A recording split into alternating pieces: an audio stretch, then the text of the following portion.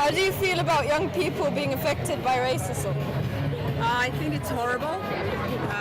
It's something that makes me really angry and sad because I have experienced it myself when I was younger, and now that I'm raising children in this society, it feels like we should already be over that, and we're not. Yeah. It's just overwhelming. Have you been ever bullied about racism or feminism? Yeah, that happens with grown-ups especially.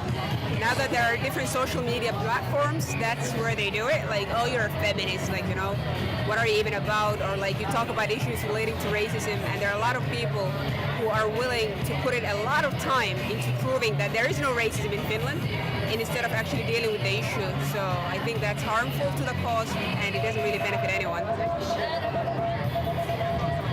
So hi, my name is Carol. Have you ever felt or seen sexual harassment? Well, I'm a woman in this society, so yeah, I have seen it, I have experienced it, and I think it's really horrible. And I also think that as a feminist and as a person who lives in the society, we need to educate more and more people about not to do sexual harassment to others, to kind of respect the other people's bodies, and instead of telling young women to not go to certain places and to kind of like, be careful, because that's not the point. How do you feel about gender fluid persons?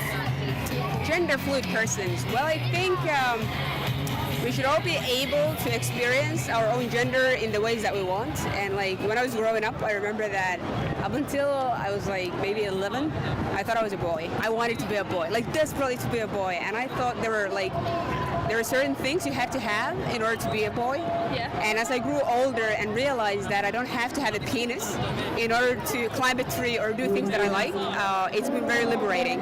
So I think we shouldn't be boxing ourselves in certain specific genders, but we should be more able to think about like gender as a social construction that we're able to affect. And there are also people who are like, transgender, for example, who are in a body that does not feel like their own and who need to go through some changes or like transformation in order to be who they really are.